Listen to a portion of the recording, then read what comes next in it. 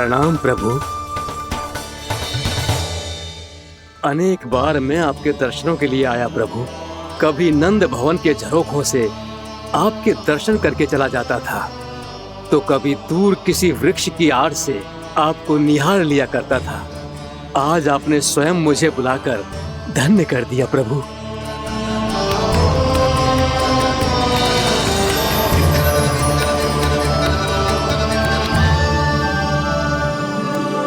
मैंने आपको यहाँ एक विशेष कारण से बुलाया है। आपके श्राप से इस कालिया नाग को मुक्त करने का समय आ गया है। ये तो बहुत ही उत्तम समाचार है प्रभु। इतने वर्ष बीत गए, मुझे आज भी स्मरण है वो दिन जब मैंने उन्हें श्राप दिया था। अपने क्रोध पर नियंत्रण खोकर बहुत बड़ी भूल कर दी थी मैंने प्रभु। बीती हुई घटनाओं पर दुखी होके कोई लाभ नहीं है। हमें भविष्य की ओर देखना होगा।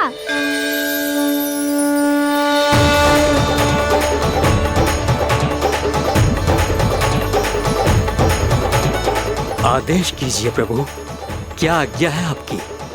जब मैं कालिया नाग का सामना करने जाऊं, तो आप यहीं रहेगा। आपको अपने आप पता चल जाएगा कि कब क्या करना है।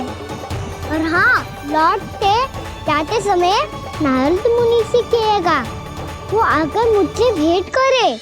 अवश्य प्रभु, प्रणाम। क्या इसने सच्ची में देवर्षि नारद को बुलाया है?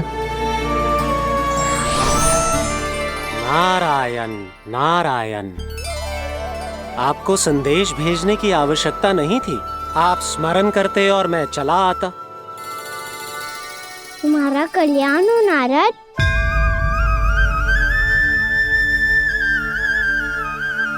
मैंने तुम्हें एक विशेष कार्य के लिए बुलाया है। आज्ञा दीजिए प्रभु। तुम्हें एक बार फिर कंस से भेंट करनी होगी। विचार कीजिए महाराज। क्या आप बिना किसी शंका के कह सकते हैं कि कौन सी पंखुड़ी पहली है और कौन सी आठवीं? उस दुष्ट से भेंट करना स्वयं कीचड़ में उतरने के समान है प्रभु। कमल पुष्प प्राप्त करना हो तो कीचड़ में उतरना पड़ता है नारद। आपका आदेश तो मैं स्वप्न में भी नहीं टाल सकता प्रभु। कंस कालिया नाग के बारे में जान गया है, पर वो उसका सामना करने का साहस नहीं कर पाएगा। मैं आतुर हूँ प्राप्ति, मूर्ख नहीं। मेरी बुद्धि फिर नहीं गई है। मैं स्वयं उस कालिया जैसे महाविषैले सर्प के सामने खड़ा हो जाऊं और अपने ही काल को आमंत्रित कर लूं। तो फिर अपने लाभ के लिए उसका प्रयोग करने का कोई और उपाय सोचिए स्वामी। कुछ ऐसा कीजिए कि यमुना नदी का पूरा जल विषैला हो जाए और वृंदावन वासी उसका उपयोग करे, और आपका काल कहलाने वाला वो बालक स्वयं काल के गाल में चला जाए।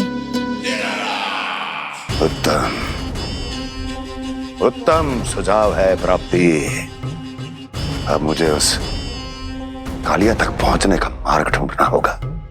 उसको विवश करने का कोई उपाय ढूंढना होगा, क्योंकि व्यक्तिगत रूप से उससे भेंट करना असंभव है। असंभव। आप सही कह रहे हैं प्रभु। कंस में उतना सामर्थ्य नहीं कि वो कालिया नाग का सामना स्वयं कर सके। वैसे तो कालिया गरुड़ देव का भी सम्मान नहीं करता, तो फिर वो कंस का सम्मान क्यों करेगा भला? नहीं करेगा, पर कंस तुम्हारा सम्मान अवश्य करेगा नारद। तुम्हारी बातें भी सुनेगा और मानेगा भी। ये मेरी योजना का बहुत ही महत्वपूर्ण भाग है। तुम कंस के पास जाओ और कहो कि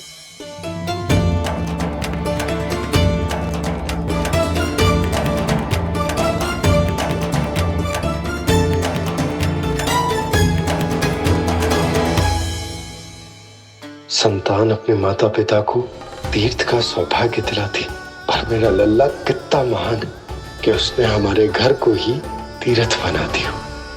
ऐसा तीर्थ जहां मेरी आंखों के सामने भक्त और भगवान का मिलन हो रहा है। जो आज्ञा प्रभु।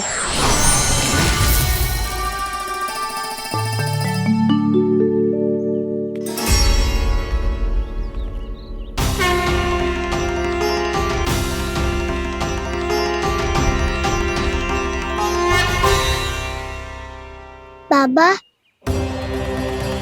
कान्हा, ये सब क्या चल रहा है? पहले काक भुसुंडी जी और फिर जे नारद जी। क्या योजना बना रहे हो तुम?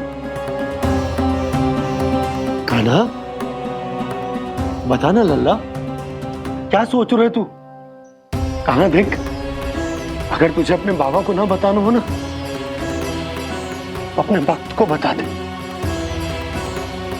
क्या सोच रहे हो लल्ला? क्या करने वाले हो आप?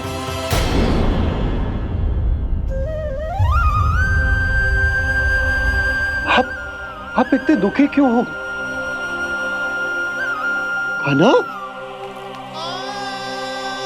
कान्हा, क्या होगा? क्योंकि मुझे आभास हो गया है बाबा, समय आने वाला है। कौन सा समय आने वाला है लल्ला? शीघ्र सब कुछ बदलने वाला है। भैया को मेरा सत्य पता चल जाएगा बाबा।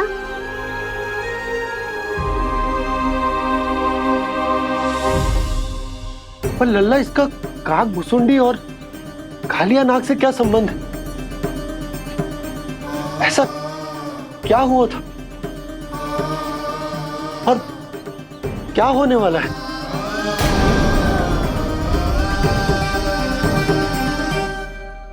जो होने वाला है बाबा, उसका संबंध उससे है जो सैकड़ों वर्ष पहले हुआ था। महर्षि भृगु के एक वंशज थे वेदशिरा मुनि, जो विंध्याचल की पहाड़ियों में साधना कर रहे थे। तभी वहाँ अश्वशिरा नाम के एक दूसरे मुनि आमंत्रण के बिना ही आ गए।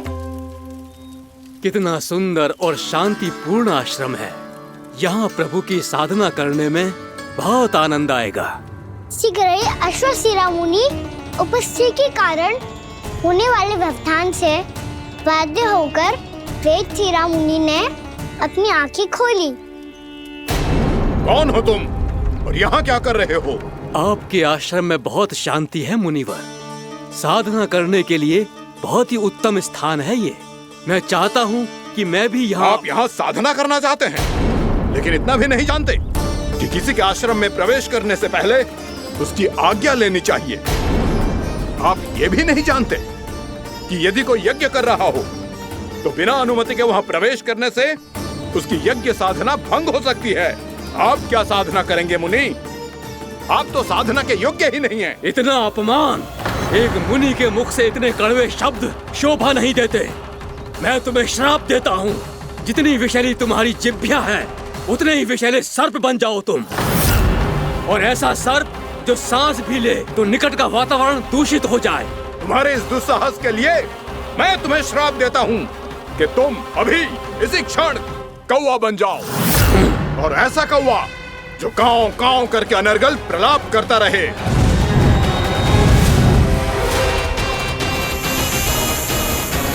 ये मैंने क्या किया? ये मैंने क्या किया? क्रोध के कारण दोनों ने एक दूसरे को श्राप दे दिया। पर दोनों ही मेरे भक्त थे, और भगवान होकर मैं अपने भक्तों को इतनी कठिनाई में कैसे देख सकता था। इसीलिए जिस संकट में उन दोनों ने अपने आप को फंसा लिया था, उसका समाधान करने में मैं उनके पास गया। देखिए ना प्रभु, ये क्या हो गया हमसे। हमारी रक्षा कीजिए प्रभु, मार्ग दिखाइए हमें। क्रोध पर नियंत्रण ना होने के कारण आप दोनों ने एक दूसरे को बहुत ही भीषण संकट में डाल दिया है। आप दोनों ही तपस्वी, तप के बल से दिए गए आपके श्राप को लौटाना भी संभव नहीं है। प्रभु कोई तो उपाय होगा, हम आपके शरण में हैं प्रभु। अपराध तो हमसे हुआ है प्रभु, पर अब आपसे ही आशा है। कुछ ऐसा कीजिए भक्त वत्सल, जिससे हम दोनों के श्राप का प्रभाव कुछ कम हो जाए। आप दोनों ही मेरे भक्त हैं, इसलिए आपकी पीड़ा का निवारण करने का एक उपाय है मेरे पास। वेद शिरामुनि, जब आप कालिया नाग बनेंगे तो आपको मेरे चरणों को अपने शीश पर धारण करने का सौभाग्य मिलेगा।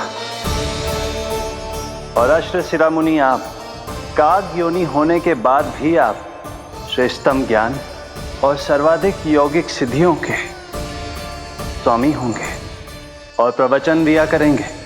इसके बाद अश्वशिरा मुनि काक भुसुंडी बन गए, जिन्होंने आगे चलकर स्वयं गरुड़ देव को रामायण सुनाई। और मुनि वेदशिरा महर्षि कश्यप और देवी कत्रियों के पुत्र कालिया नाग बनकर जल में। और अब वही कालिया नाग जमुना जी में, जिनके कारण जानकी के प्राण लगभग चले ही गए थे। अब कालिया नाग को उचित स्थान पर भेजने का समय आ गया है बाबा। पर ये तो अच्छी बात है कान्हा, वेदशिरा मुनि को दिया हुआ तुम्हारा वचन भी पूरा हो जाएगा, जमुना जी की शुद्धि भी हो जाएगी। इस सब के बाद भी तुम दुखी क्यों हो? क्योंकि इसके बाद मैया के सामने मेरा रहस्य खुल जाएगा बाबा। उन्हें पता चल जाएगा कि उनका बालक कोई साधारण बालक ना है। भविष्य में जो होने वाला है उसे सबके सामने घटने से रोकना मेरे लिए भी संभव ना होगा। मैया को सब पता चल जाएगा। क्या पता चल जाएगा रे मुझे?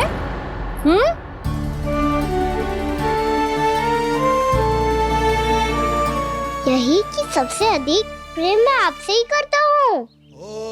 अब बस भी कर, चलो भोजन के लिए बुलाने आई थी तुम दोनों को। भूखा थोड़े ना रहने दूंगी अपने लल्ला को, मेरा लल्ला दुर्बल हो जाएगा ना। आप खिलाओगे तो ही खाऊंगा। हाँ ठीक है, मैं ही खिलाऊंगी। अब चल, आओ जी, चल।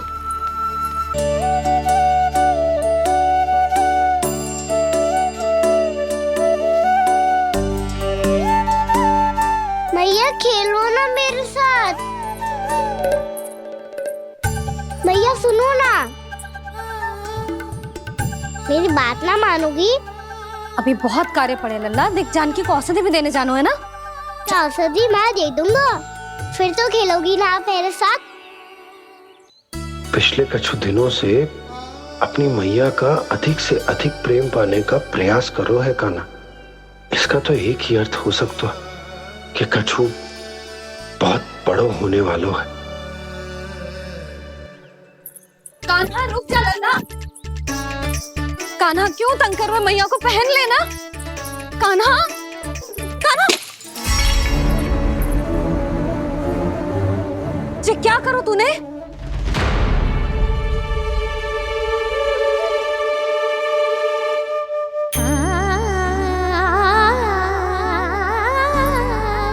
अच्छा ठीक है, अब मुंह लटकाने की आवश्यकता ना है। ये ले।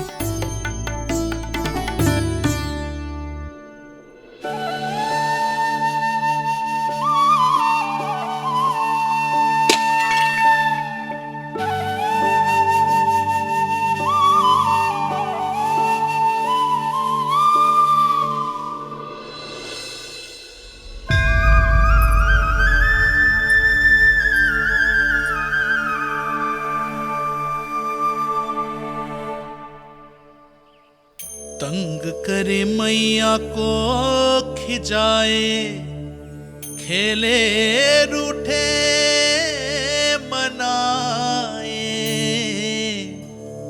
लीला अनोखी करके शरारत, कान्हा दंड भी पाए।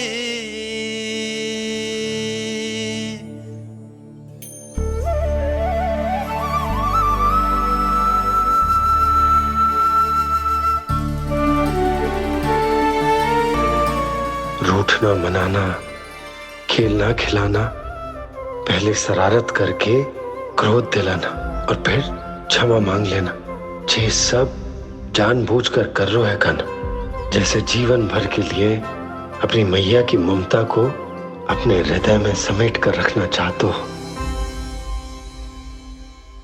कैसे कैसे करूं उस कालिया से मित्रता, कैसे करूं उसका उपयोग?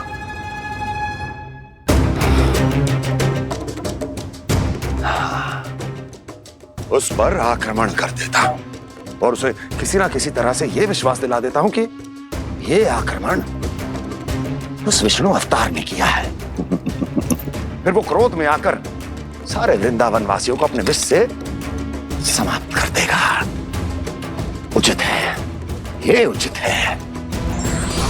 नारायण हरि, नारायण हरि।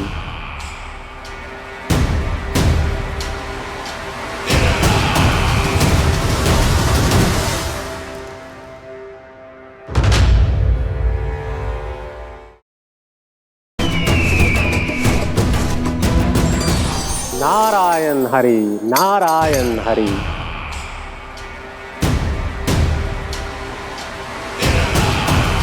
प्रणाम देवर्षि। किस योजना में कितना लाभ है और कितनी हानि, यह आंकलन करते करते थक गए होंगे मथुरा नरेश। देवर्षि, आज मेरा ध्यान कैसे आ गया आपको? आप तो सदैव ही मेरे ध्यान में रहते हैं महाराज कंस। सत्य तो यह है कि मथुरा में जो भी हो रहा है मुझसे छिपा हुआ नहीं है। मैं जानता हूं कि आप किसी भी असुर को वृंदावन क्यों ना भेजें, और वो असुर कितना भी शक्तिशाली क्यों ना हो, कृष्ण का सामना नहीं कर पाता। या तो पराजय स्वीकार करके आपके पास लौट आता है, या तो फिर वीर गति को प्राप्त हो जाता है।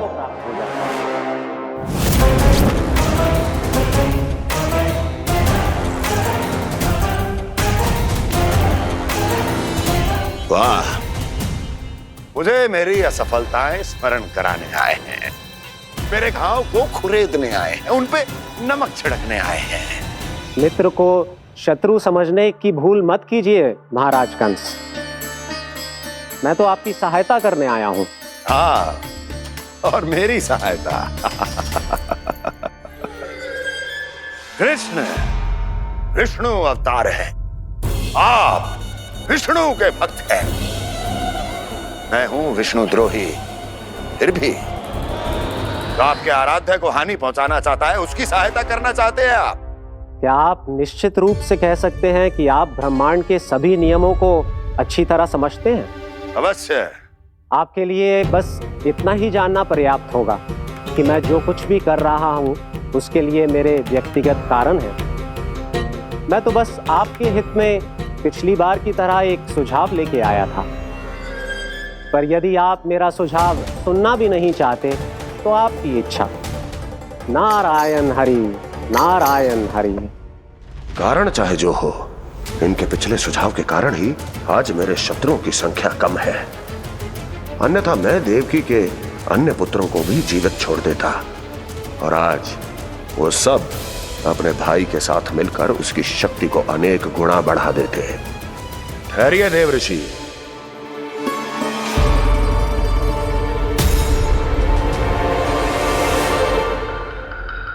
बताइए क्या सुझाव है आपके पास? मेरे सुझाव का नाम है कालिया नाग।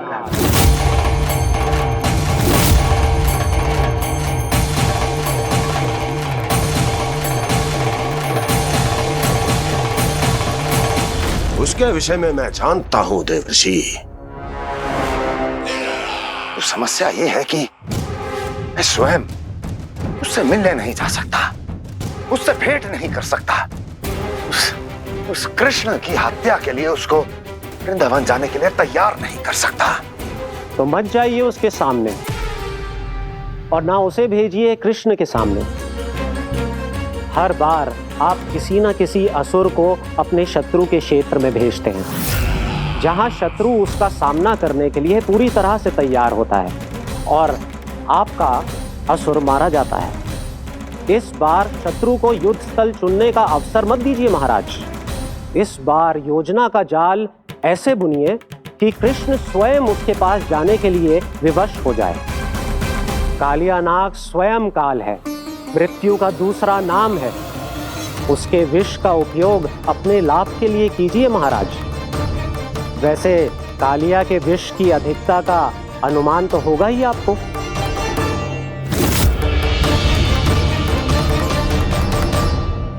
एक बार जो उसके क्षेत्र में पहुंच गया, फिर उसके विष से बचना असंभव है।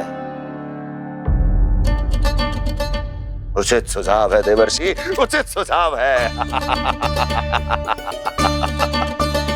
देवर्षि, उस छलिया विष्णु की भक्ति करते करते आप भी उसके रंग ढंग सीख गए हैं। उचित है। उचित है।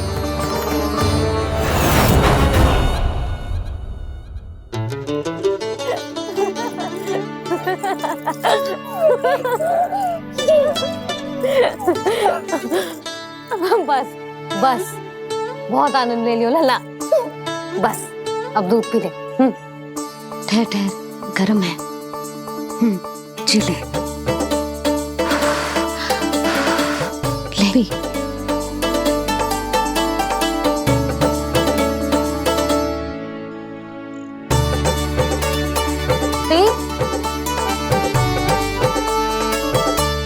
मैं ना होती तो ना जाने क्या हो तो तेरा। अपने आप दूध भी ना पी सकते है, भावला कहीं का। आपकी इस प्रेम के लिए तो मैं धरती पे आया हूँ मैया। मैं भी यही सोच रहा हूँ यशोदा कि तुम ना होती तो मेरा क्या होता। इसी बात पे थोड़ा दूध और कजू खाने को दे दो। अरे मैं तो भूल ही गई। तनिक ठहर जाओ जी दूध पी लेना तो आपके लिए भी कछु ले आती हूँ।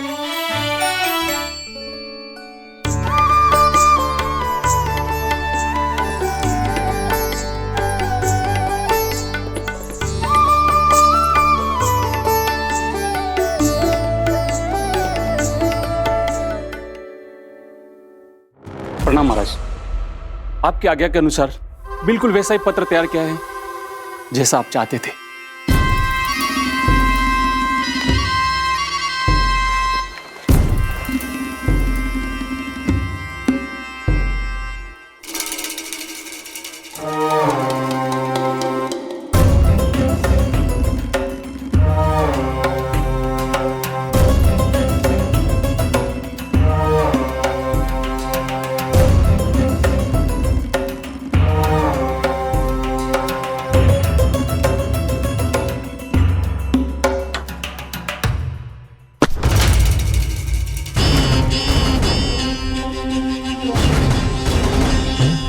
कृष्ण जन्म से लेकर आज तक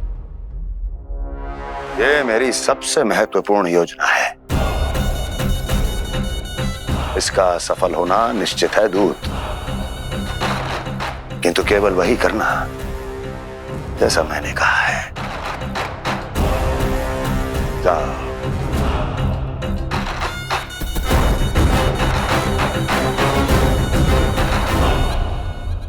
कान्हा,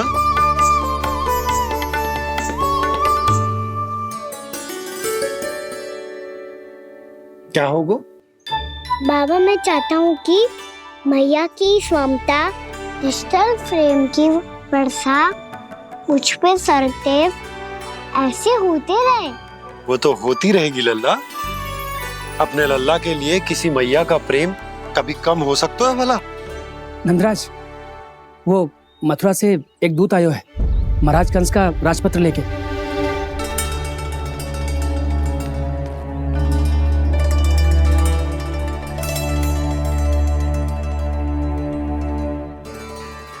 कान्हा, अब क्या करने वाला है? तेरे बाबा कहाँ गए? हाँ? कंस मामा का खेल आरंभ हो गया है, पर मैया वो सब सुनेगी तो व्यर्थी चिंतित हो जाएगी। बस थोड़ा बाहर गया मैया, कछु खा रही से। बाहर इस समय? मैया क्या होगा?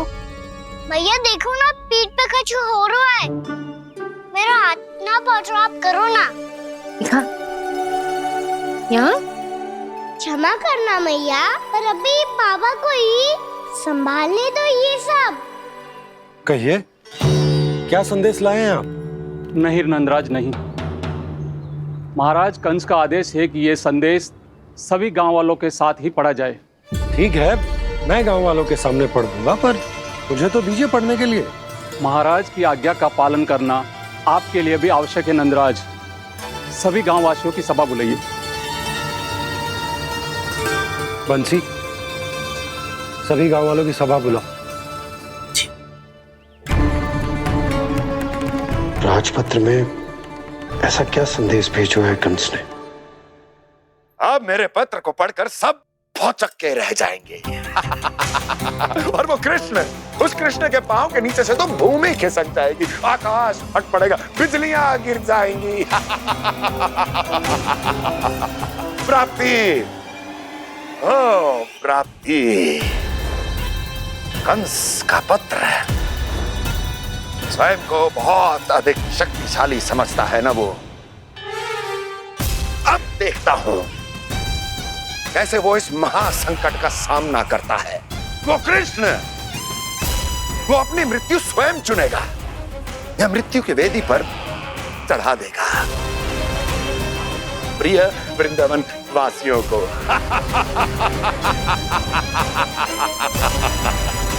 अब आएगा आनंद प्राप्ति, अब आएगा आनंद। सबको इकट्ठा करवा के ही पढ़वाएगो। अवश्य ही कोई विशेष संदेश दिया होगा कंस ने। मैं भी यही सोच रही हूँ सुलक्षणा जीजी, कछु ना कछु तो विशेष है, पर जे हो क्या सकता है? हाँ, बात तो सही है। ऐसा क्या हो सकता है? सभी गांव वासियों के सामने पढ़ा जाए, कछु तो विशेष अवश्य लग रहे हो। बाहर तक कोलाहल क्यों हो रहा है? मैया, मैया, अब क्या होगा? मैया देखो ना, सर पे कछु हो रहा है। लल्ला, नारायण ने तुझे हाथ दिए हैं ना? पीठ की बात अन्य थी। अपने सिर की सेवा स्वयं कर। सर पे तो हाथ पहुंच रहा है ना?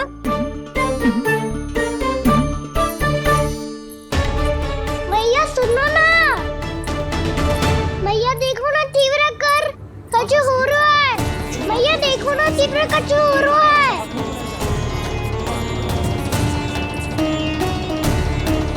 सब लोग आ चुके हैं, अपना संदेश सुनाइए आप। गोपराज नंद और सभी वृंदावन वासियों को सूचित किया जाता है कि मथुरा अधिपति और आप सभी के महाराज कंस ने कल सुबह भव्य पूजा का आयोजन किया है। इसके लिए राज्य को वृंदावन के क्षेत्र के निकट यमुना नदी के मध्य में खिलने वाले 1 कोटि कमल के पुष्पों की आवश्यकता है। इसीलिए आप सभी को यह आदेश दिया जाता है कि ये सभी कमल के पुष्प प्रथम पहर से पहले राजसभा में पहुंचा दिए जाए। इतने सारे पुष्प वो भी प्रथम पहर से पहले कैसे हो सकते हैं? यदि आप ऐसा करने में असफल रहे तो इसे राज आज्ञा का उल्लंघन माना जाएगा और राजद्रोह के आरोप में आप सभी को कड़े से कड़ा दंड दिया जाएगा। स्मरण रहे, यदि कल की पूजा में इन 1 कोटि कमल के पुष्पों का ना पहुंचने के कारण कोई व्यवधान आया तो समस्त वृंदावन वासियों को दोषी माना जाएगा और पूरे गांव को निवासियों सहित धूल में मिला दिया जाएगा। कल प्रथम पहर तक का ही समय है आप सबके पास।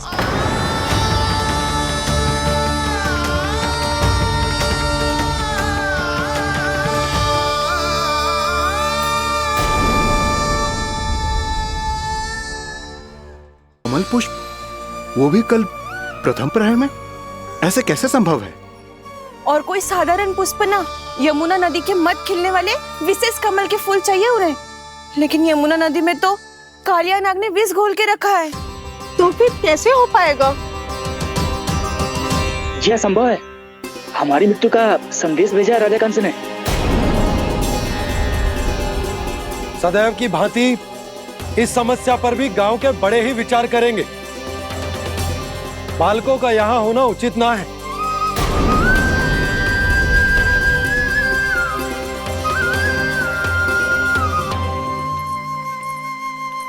लल्ला ले जे गेंद ले, जा अपने सखाओं के साथ खेल।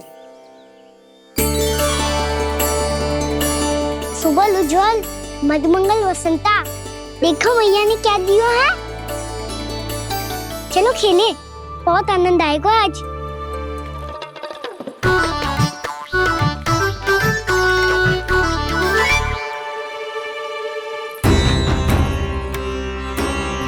भानु, बंसी, जाओ और शीघ्र ही वो घेरे का कार्य समाप्त करो।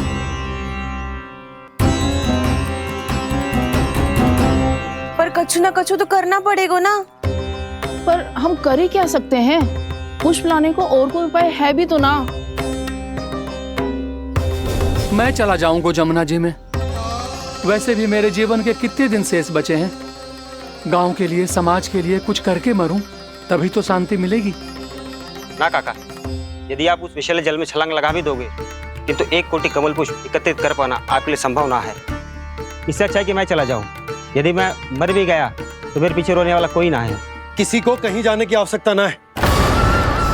गोप नरेश होने के नाते ये मेरा कर्तव्य है कि मैं आप सबकी रक्षा करूं। नंदराज, आपको जाना है तो जाओ।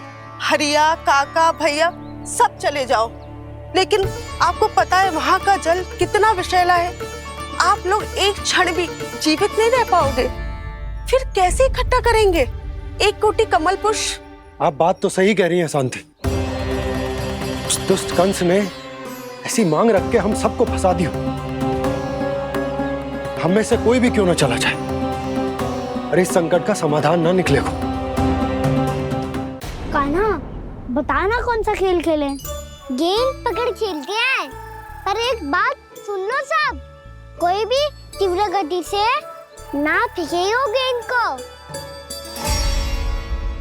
भैया ने फ्रेम बनाई है मेरे लिए। सब तैयार हो?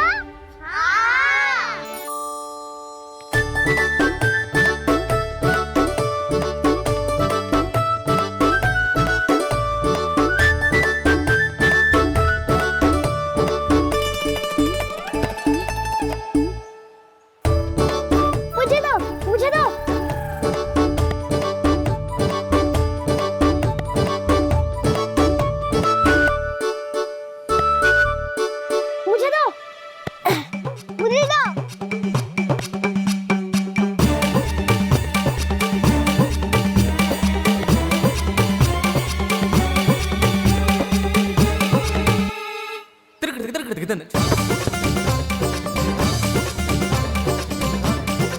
कान्हा, इतनी धीरे से फेंकेगो तो कैसे आनंद आएगो? थोड़ा बल लगा के फेंक। हाँ कान्हा, हम अभी बड़े हो गए हैं, तू अब भी छोटे बालकों की तरह फेंक रहा है।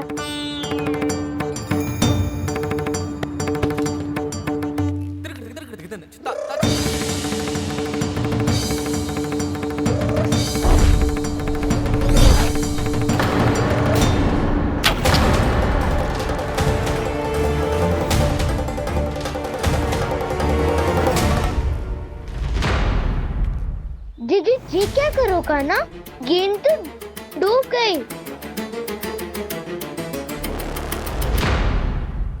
अच्छा, तो ये सब इसकी योजना का भाग था, ताकि ये कालिया का सामना कर पाए।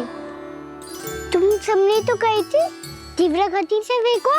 देखो, फेंकवा दी ना मेरी गेंद मुझसे नदी में। अब मुझे जाके लानी पड़ेगी। रुक जा कान्हा, रुक जा कान्हा। जी क्या बोल रहे थे कान्हा? इसमें तो बहुत संकट है। कोई भी संकट मेरी मैया का उपहार खोने से बड़ा ना है। बहुत प्रेम से बना के उन्होंने दी थी। हे नारायण, कोई उपाय समझ में ना आ रहा है। भैया, अब कैसे करेंगे हम अपने गांव की रक्षा? कीड़े पड़ेंगे उस दुष्ट को। यदि उसके कारण किसी के प्राण चले गए तो कौन सा फल मिलेगा उसे इस पूजा का? तुम सही कह रही हो यशोदा।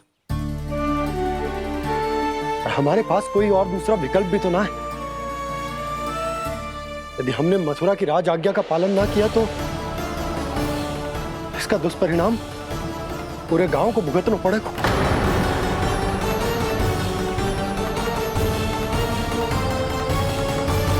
कान्हा, हमें पता है कि तू भगवान है, दिव्य है, बहुत शक्ति है तुझमें,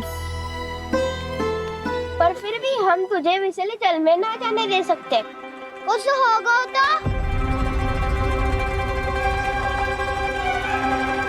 तुम सब इतनी हट कर रहे हो तो ठीक है, ना जाऊंगा।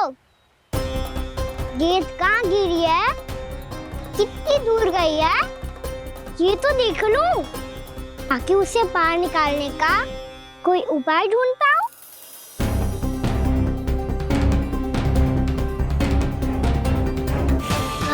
हाँ।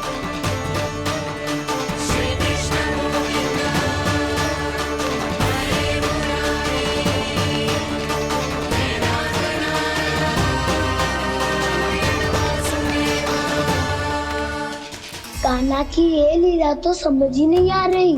पहले इसने देवश्री नारद को मथुरा जाकर कंस को भड़काने के लिए कहा, फिर स्वयं ही दुखी भी हो गया कि अब इसका रहस्य सबके सामने खुल जाएगा।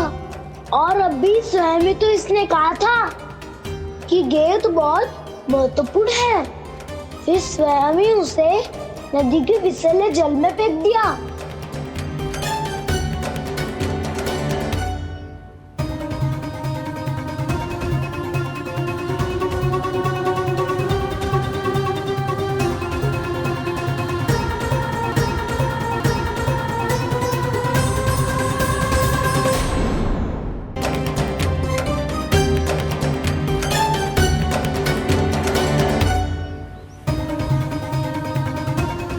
कान्हा, तू ऊपर क्यों चढ़ रहा है? अरे ऊंचाई से देखूंगा तभी तो गेंद दिखेगी।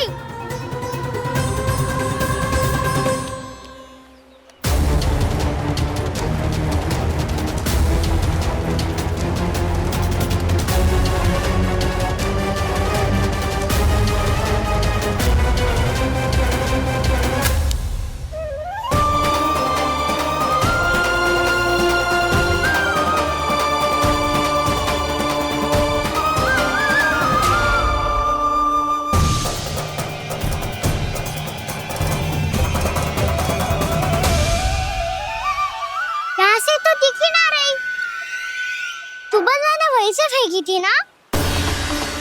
ना, वहाँ से फेंकी थी। कहाँ से? नहीं ना, वहाँ से। समझ ना आ रहा, ठीक बताना कहाँ से फेंकी थी?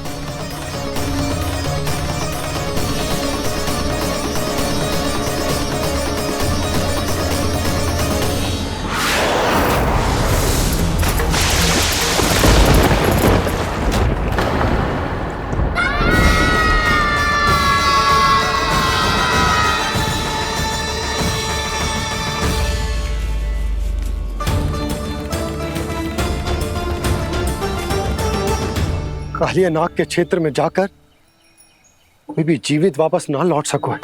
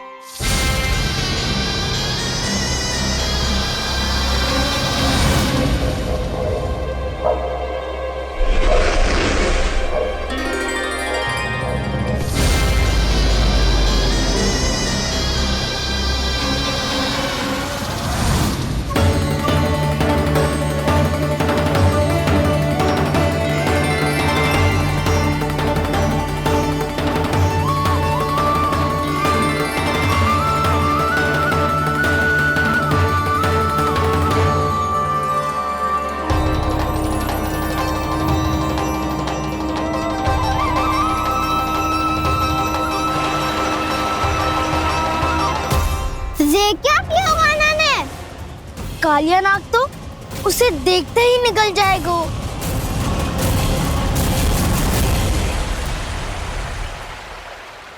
तो आरंभ से अब तक सब कुछ उसकी लीला का ही भाग था।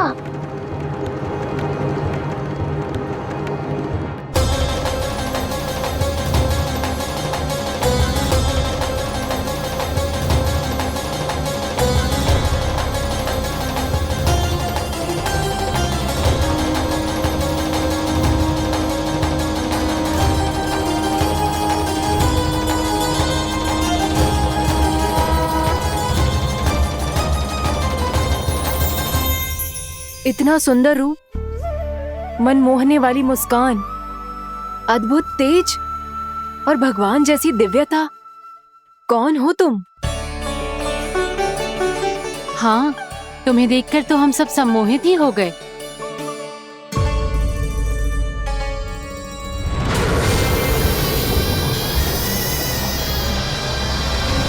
तुम जो भी हो बालक, वापस लौट जाओ। हमारा हृदय तुम्हें ही देखते रहना चाहता है, किंतु यदि हमारे पति जाग गए तो तुम्हें अवश्य हानि पहुंचाएंगे। ये बहुत विषैले है बालक, कालकोट जैसे भयानक। इनके विष से तुम नहीं बच सकोगे। नंदराज, कालिया नाग के विष का प्रभाव बढ़ते ही जा रहा है। पहले 8 कोस तक उसके विष का प्रभाव था, अब तो 1 योजन से अधिक क्षेत्र में फैलो है। जल पीने के प्रयास से अनेक पशु मारे गए हैं और नदी के निकट के वृक्ष और वनस्पति सब नष्ट होने लगे।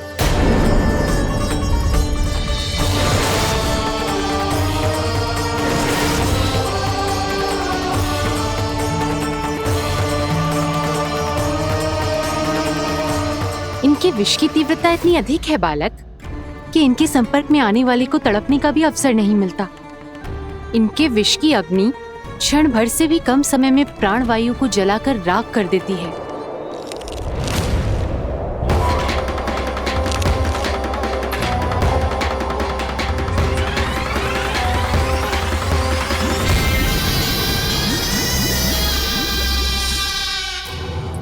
तब तो समस्या और भी गंभीर हो जाएगी।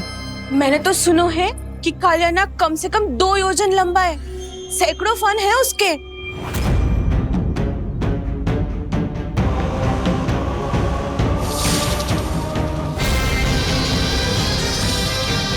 इसका अर्थ तो ये है कि हम दोनों ओर से फंस गए। एक और कंस को 1 कोटि कमल पुष्प देने जो कि कालिया नाग के क्षेत्र में पड़ते हैं, और दूसरी ओर उस कालिया नाग का विष यमुना जी के क्षेत्र में बढ़ता ही जा रहा। इसके कारण हम ही नहीं, निर्दोष पशु पक्षी भी संकट में। इन दोनों समस्याओं का एक ही समाधान है, उस कालिया नाग का सामना करना। और ये ना समझ आ रहा कि हम ये करेंगे कैसे, क्योंकि ये बात साधारण मनुष्य के बस की ना है। हमारे लिए ये असंभव है।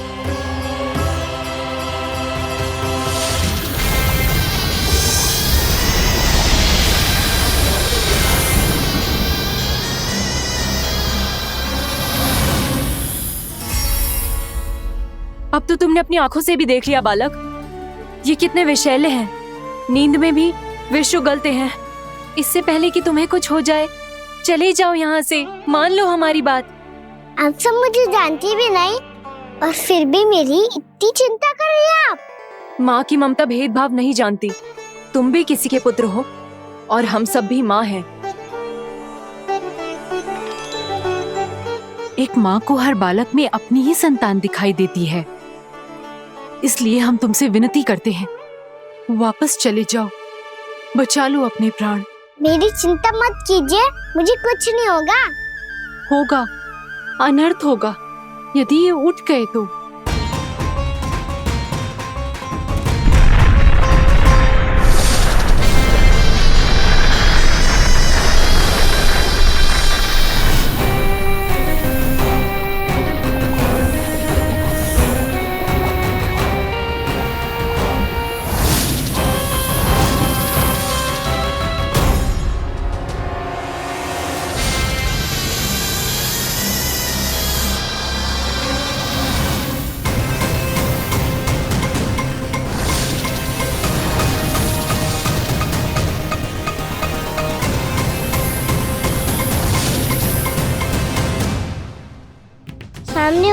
में भी अपने इश्क को केवल वही देख सकता है जो अपना अभिमान त्याग चुका हो।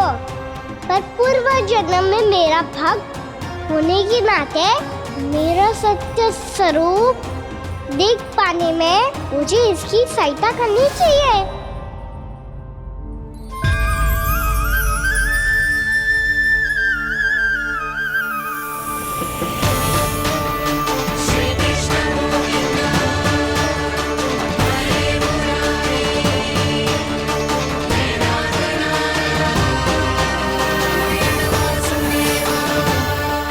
देखो हमारा छोटा सा कान्हा कैसे डट के खड़ा हुआ है, इतने विशालकाय, इतने महाभयंकर सबके सामने।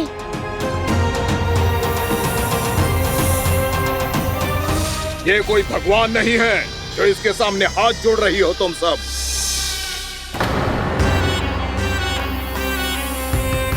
एक सामान्य साधारण बालक है ये, जो ये तक नहीं जानता कि इसके सामने है इसका काल, कालिया। तू कौन है बालक? मेरे इतने निकट आकर भी तू जीवित कैसे है?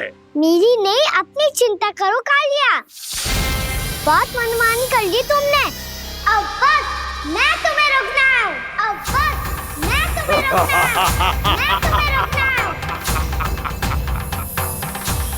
बित्ते भर का है तू, मेरे विष के बारे में जानता ही क्या है? और कहता है मुझे रोकने आया है। किससे? किससे रोकना चाहता है तू मुझे? मुझे क्रोध दिलाने की भूल मत कर बालक। अपनी फुंकार से ही तेरी इस मुस्कुराहट को अंतिम मुस्कुराहट बना सकता हूं मैं। शीघ्र बता, कौन है तू और किसने भेजा है तुझे? तुम्हें आवाज दी है कि अपनी पुकारों से तुम कितना विष भूल चुके हो। पवित्र यमुना नदी को कितना दूषित कर दिया तुमने। और यही नहीं, तुम्हारे कारण निकट के जीव जंतुओं, वृक्ष, वनस्पतियों सबको हानि पहुंच रही है। तो क्या? मुझे उससे क्या? मुझे है आपत्ति है मुझे तुम्हारे इस व्यवहार से, और इसीलिए तुम्हें यहाँ से जाना होगा। यहाँ से जाना होगा।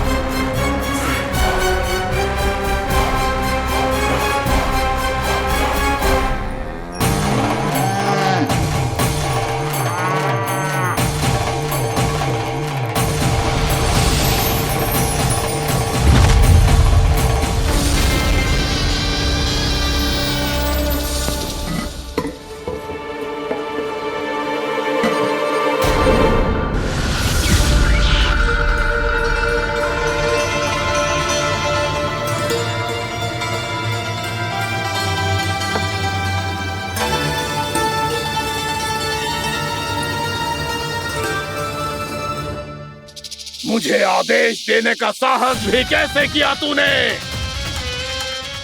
इस क्षेत्र को मैंने अपना राज्य बनाया है, मेरा परिवार रहता है यहाँ, और तू मुझे यहाँ से जाने के लिए कह रहा है? हाँ, क्योंकि तुम्हारे यहाँ रहने के कारण अन्य जीवों को हानि हो रही है, और मैं ऐसा नहीं होने दे सकता। मैं तो बस वही कर रहा हूँ जो एक सर्प का स्वभाव है। विष फैलाना स्वाभाविक है मेरे लिए, इसलिए मुझे चुनौती मत दे बालक।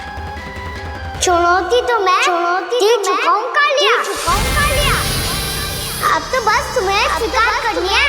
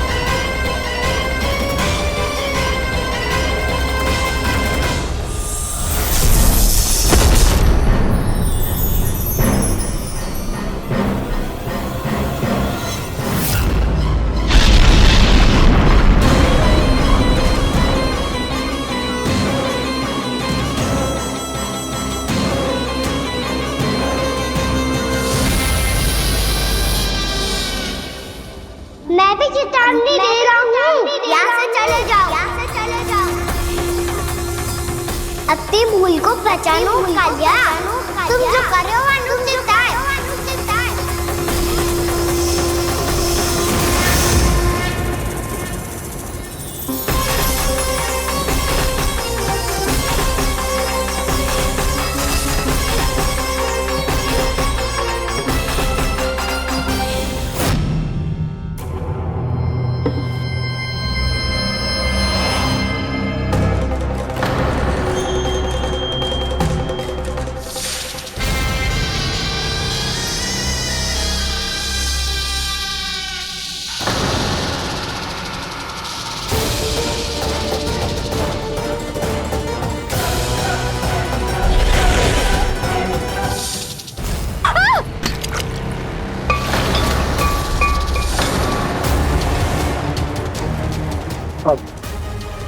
मैं आता हूँ।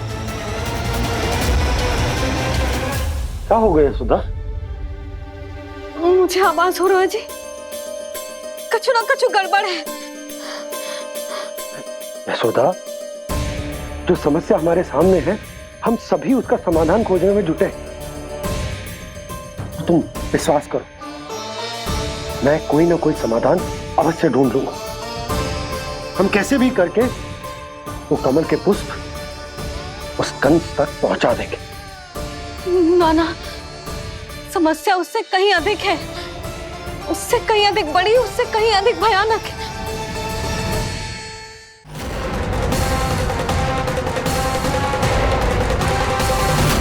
विस्की ये बूंद से ही सबके प्राण चले जाते हैं। इसने तो विस्की धारियां फेंकी है खाना पे। कान्हा कैसे बच्चे को अधिक विष से? इसका विष तो क्या, ये सर स्वयं भी छू तक नहीं पाएगा हमारे कान्हा को।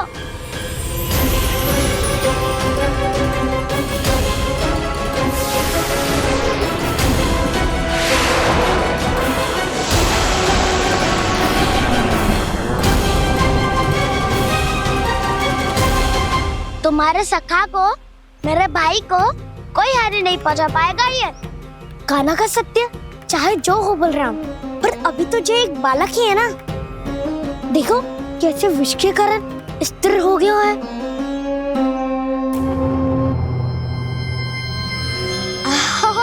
हाउ सर्फ ने कितनी आसानी से अपनी पूंछ से बांध लिया है। मुझे यहाँ से भगाना चाहता था ना तू? अब मैं तुझे दिखाऊंगा अपना सामर्थ्य। ये मूर्ख किसे बांधना चाहता है अपनी पूंछ में? उन्हें जिनका विस्तार सारे ब्रह्मांड में है, या उन्हें जो स्वयं अनंत है? पर देवराज, प्रभु ऐसा करने ही क्यों दे रहे हैं कालिया को? आप सब भूल रहे हैं देवगण, कालिया पूर्व जन्म में प्रभु का बहुत बड़ा भक्त था। उसी भक्ति का फल मिल रहा है अब इसे। वैसे भी भक्तों के मन का भाव सबल हो तो भगवान तो सहज ही बंध जाते हैं।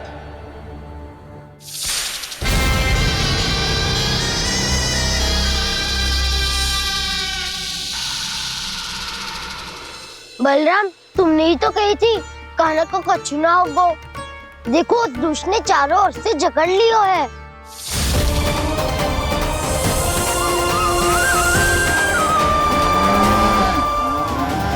ये क्या कह रही हो तुम? सुधा जी, क्या हुआ? घबरा क्यों रही हो आप? सुलक्षणा, मुझे आभास हो रहा है कुछ बहुत बड़ी अनहोनी हो गई है। नंदराज, नंदराज, नंदराज!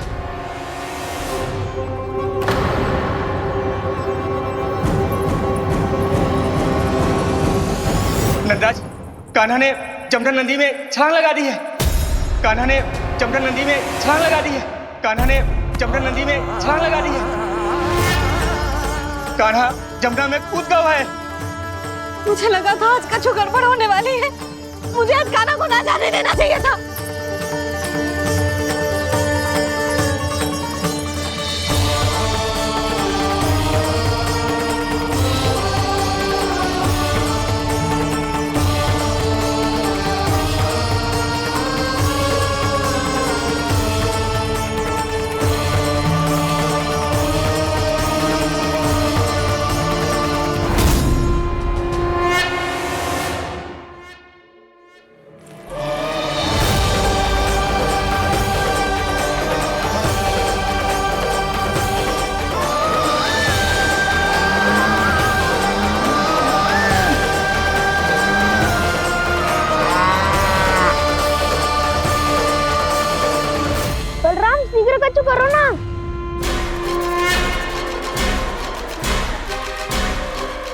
कुछ भी करो पर कान्हा को बचाओ।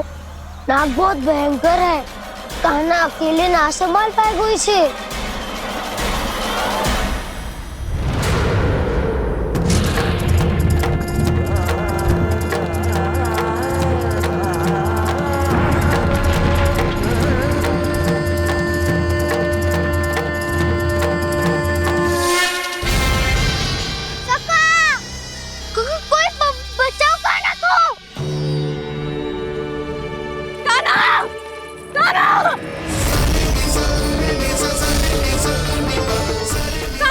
यशोदा, यशोदा रुको।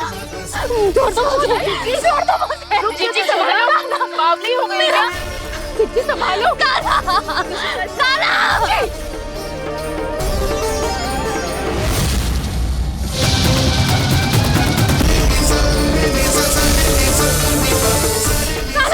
यशोदा, यशोदा रुको। छोड़ दो मुझे, छोड़ दो मुझे। जीजी संभालो, बावली हो गई क्या? जीजी संभालो। देखो अब कैसे तुम्हारे अस्थियों को तोड़कर छोटे छोटे टुकड़ों में बदल दूंगा मैं।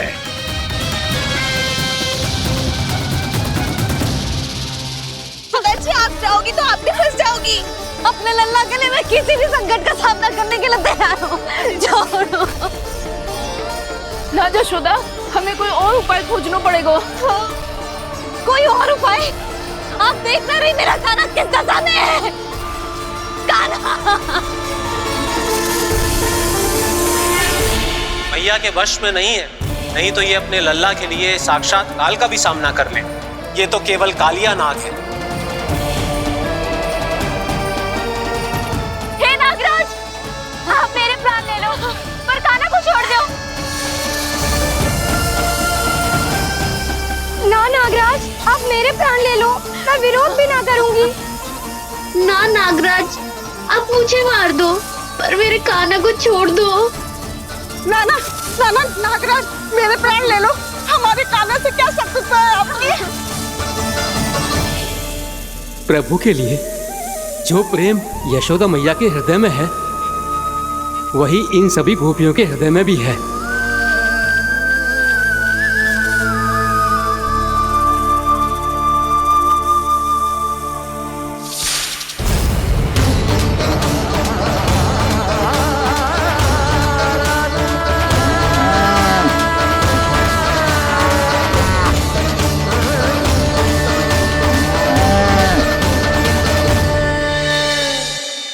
यशोदा, यशोदा, देखो इन गोपियों को, इन गैयाओं को, इन सब के मन में भी तुम्हारी भांति ही ममता भरी हुई। वो सब भी कान्हा से उतना ही प्रेम और स्नेह करती है, उतनी ही ममता से भरी हुई है जितनी कि तुम। तो तुम ही सोचो, जिसके साथ इतनी ममता और इतना स्नेह, इतना प्रेम, उसका कोई क्या कर सकता है? उस कालिया नाग का विष इस सब आशीर्वादों के सामने कछु न है। कछु करो जी, उसे बोलो वो मेरे प्राण ले ले, मेरे कान्हा को छोड़ दे। यशोदा,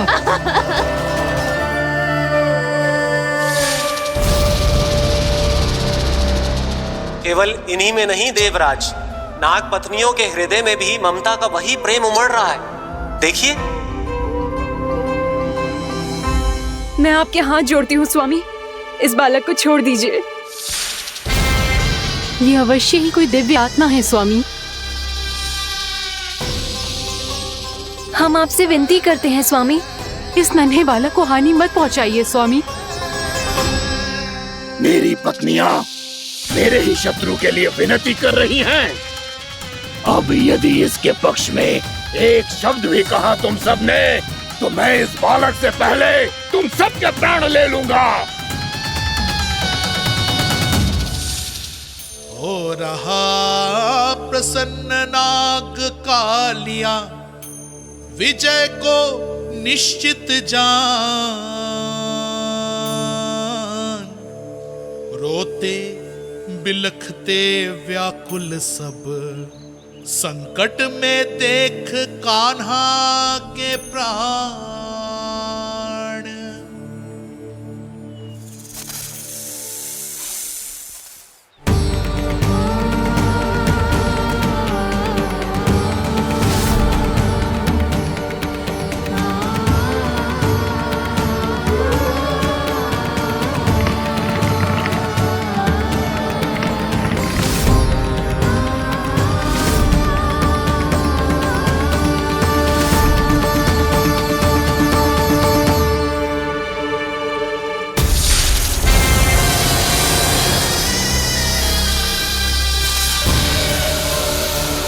कुछ करो जी, मेरे लल्ला को बचा लो, कोई तो कुछ करो। जीजी संभालो जीजी ना। यशोदा, यशोदा तुम शांत हो जाओ, मैं कान्हा को वापस लेकर आऊंगा, मैं रक्षा करूंगा उसकी। ना नंदराज, नंदराज नहीं, कम से कम आप तो समझो नंदराज, कालिया के पास आप जाओगे तो आप भी फंस जाओगे।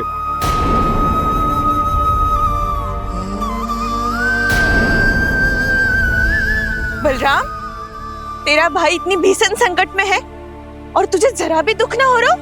क्या आप सब अब तक नहीं समझ पाए कि कान्हा सच में कौन है? छोटे बाबा, आप तो उसका सत्य जानते हैं ना?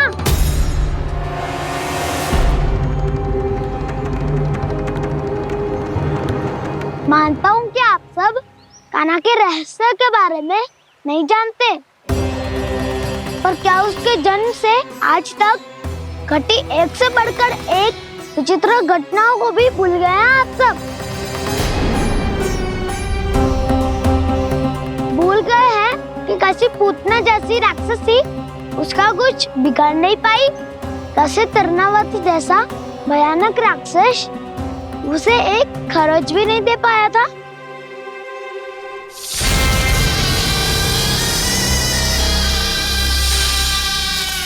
आप सबने अपनी आंखों से देखा था ना, बकासुर से कान्हा की रक्षा करने देवता स्वयं आए थे, पर सत्य तो ये है कि वो सभी देवता भी उस असुर के सामने असमर्थ हो गए थे।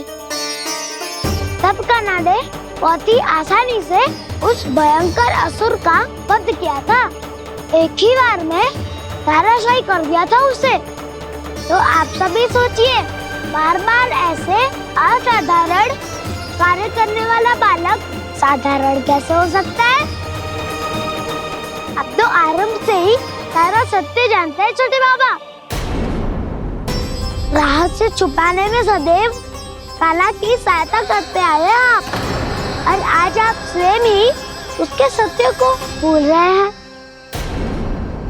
और तुम सब भी तो जानते हो कान्हा की शक्तियों के बारे में, तो क्या तनिक भी विश्वास ना है अपने सखा पे? बलराम, जे तू क्या कह रहे है?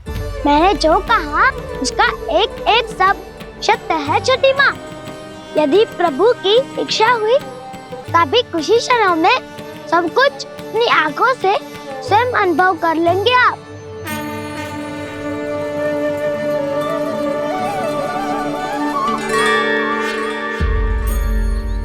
शांताकारं भुजगशयनं पद्मनाभं सुरेशं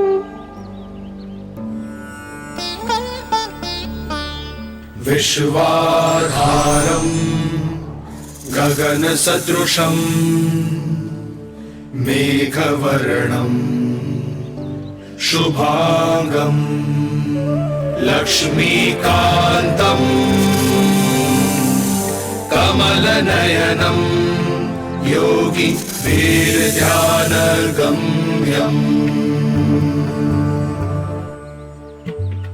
वन्दे विष्णुं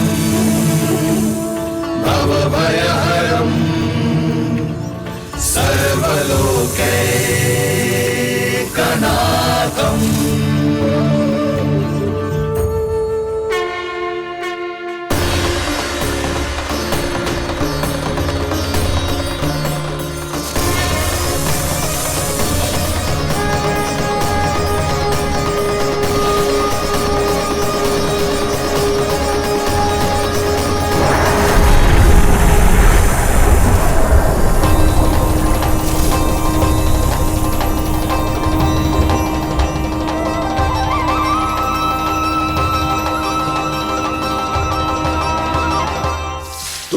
लगता है बालक कि तू मेरी जगत से निकल गया तो अब बच जाएगा तू?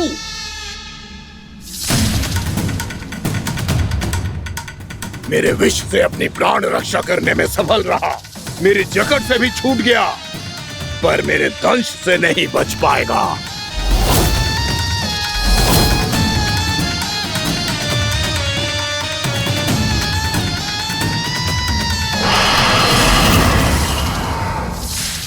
अब भय से भाग रहा है, पर मैं तुझे मृत्यु देकर रहूंगा।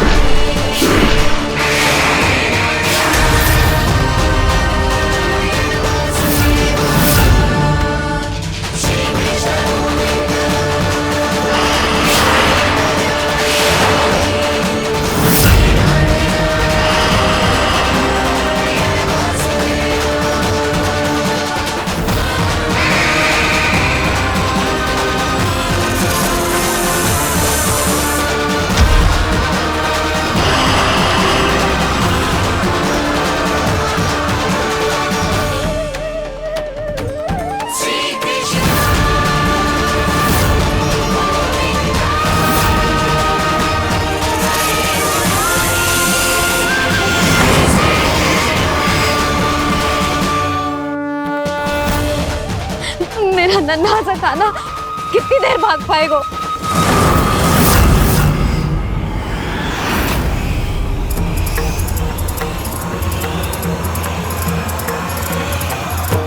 और कितनी प्रतीक्षा करोगे मेरी भक्त कालिया?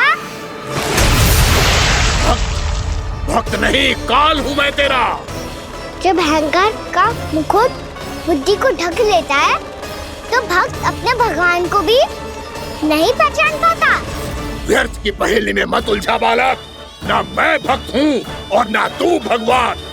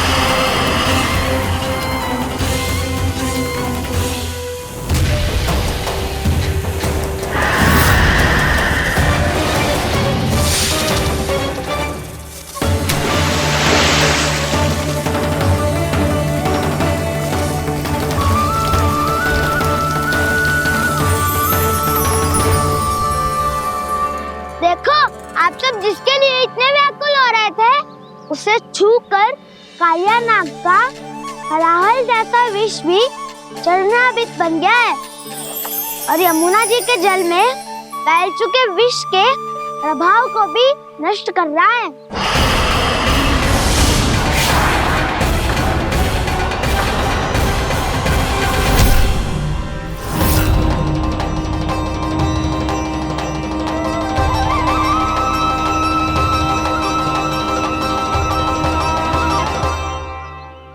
धर्म रक्षक, अधर्म विनाशक प्रभु श्री कृष्ण का कौशल सचमुच अद्वितीय है।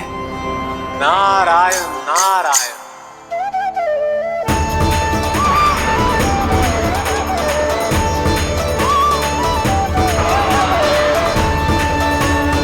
मेरा भार तुम्हारे भीतर के अहंकार का प्रतीक है कालिया। अब तुम्हारा अहंकार, तुम्हारा अज्ञान मेरे पाँव के नीचे है और तुम्हारी पूंछ अर्थात तुम्हारे प्राण मेरे हाथ में। अब तुम क्या करोगे भक्त?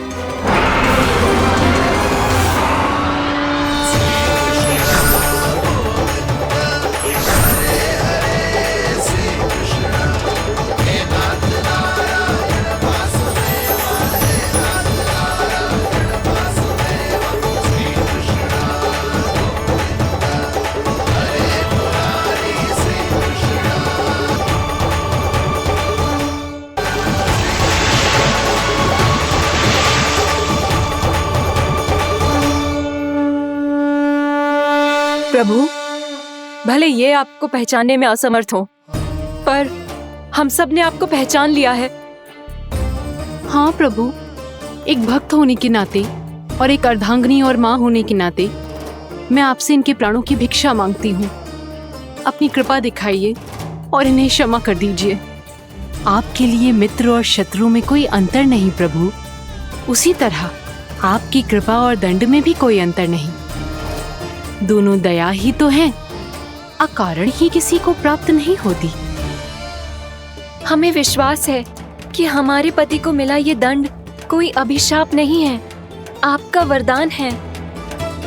ये सत्य है प्रभु कि इनसे बहुत से पाप हुए हैं। इनके विष से बहुत सारे जीव जंतु को हानि पहुंची है, पर अब आपके चरण इनके शीश पर पड़ गए हैं। ऐसी कृपा तो बड़े बड़े महान महात्माओं को भी दुर्लभ है, और इन्हें प्राप्त हुआ तो अवश्य ही ये किसी महान पुण्य का ही फल है। हे प्रभु, उन्हीं पुण्य कर्मों की शक्ति का आह्वान कर मैं आपसे विनती करती हूँ, इन्हें प्राण दान दीजिए। मैं अपने इस भक्त को क्षमा अवश्य करूंगी देवियों, यदि ये अपने अहंकार को त्याग कर मुझे पहचान ले तो।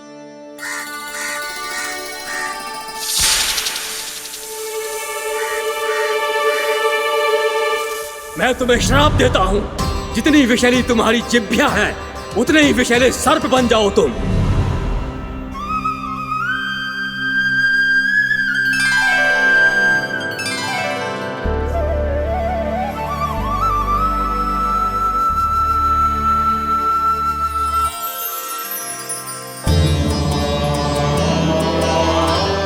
नारायण, मुझे क्षमा कीजिए नारायण।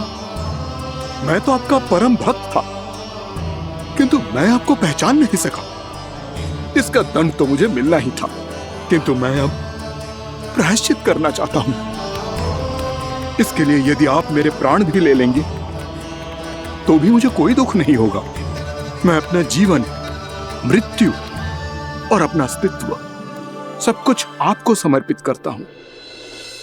मैं तुम्हारे क्रोध के कारण श्राप मिला, जिसे विशाल सर्प के रूप में तुम्हारा जन्म हुआ, और सर्प का तो स्वभाव है विष फैलाना। इसीलिए तुम्हें दंड नहीं दूंगा मैं, सिर्फ सभी अपराधों का पश्चाताप कर लिया। इसीलिए मैं तुम्हें क्षमा करता हूँ कालिया।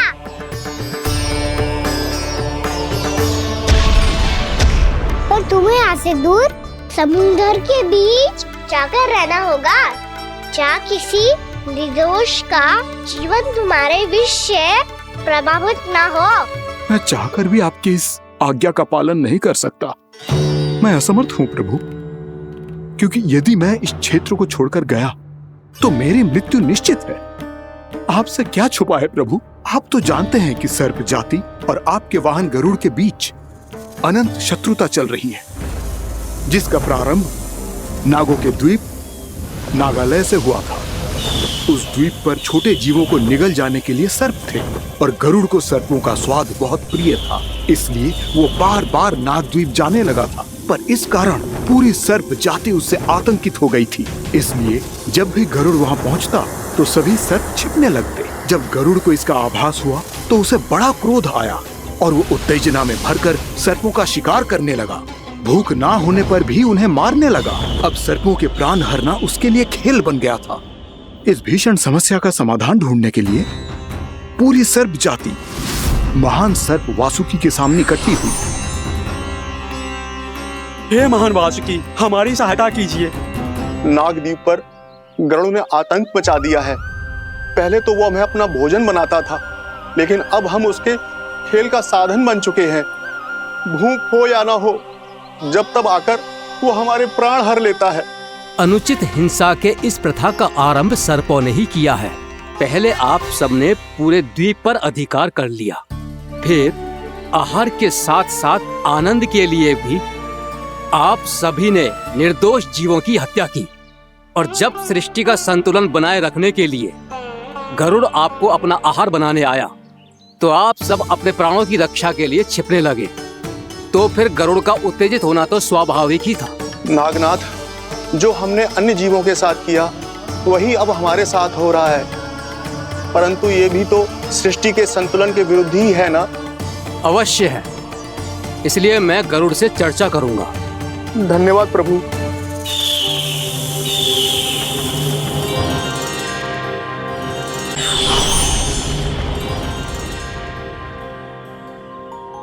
श्री नारायण के वाहन पक्षीराज गरुड़, मैं संपूर्ण सर्प जाति की ओर से आपसे एक निवेदन करने आया हूँ। कहिए, क्या कहना चाहते हैं आप? हे पक्षीराज, यदि आप हम पर ऐसे ही आक्रमण करते रहे तो शीघ्र ही हमारी प्रजाति समाप्त हो जाएगी। इसीलिए हमारी आपसे विनती है, यदि आप उचित समझें तो सर्पों के किसी एक घर से हम आपको एक सर्प प्रतिदिन अर्पित करेंगे। आप उसको आहार बनाइए और अन्य सर्पों को जीवित रहने का अधिकार दीजिए। मुझे स्वीकार है।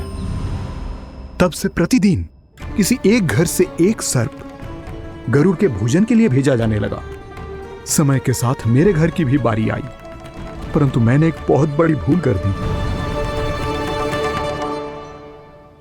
समय आ गया है स्वामी, आज गरुड़ के आहार के लिए इसे चुना गया है। कौन है यह गरुड़ और क्यों दूं मैं इसे कोई भेंट? स्वामी, सभी सर्प राज्यों और गरुड़ के बीच में यही समझौता हुआ है, हमें इसका सम्मान करना ही होगा। मैंने कोई समझौता नहीं किया, मैंने कोई वचन नहीं दिया और ना ही मैं किसी गरुड़ से भयभीत होता हूँ। यदि इस राज्य में किसी को सर्पों को अपना आहार बनाने का अधिकार है तो वो केवल मुझे है। अब से गरुड़ को दी जाने वाली हर भेंट मुझे दी जाएगी, महाविषधारी महान नागराज कालिया को। यह और कुछ नहीं, मेरा अभिमान था प्रभु, और ये मेरे इस जन्म की सबसे बड़ी भूल थी। क्योंकि फिर जब गरुड़ को इस बारे में पता चला तो कालिया, अभिमान में आकर तूने अपने काल को ललकारा है। जिस कालिया के नाम में ही काल छिपा है, तू उसे ललकारने का दुस्साहस कर रहा है। गरुड़ स्वयं को भगवान विष्णु का वाहन कहता है, तो वाहन का ही कर्म कर। स्मरण रख, इस धरती के सर्वश्रेष्ठ योद्धाओं के लिए भी मैं मृत्यु का दूत हूँ। विनाश काले विपरीत बुद्धि। तुझ जैसे मूर्ख सदा इस युक्ति को सार्थक करते आए हैं। अपने विनाश को आमंत्रण किया है तो अब भोग।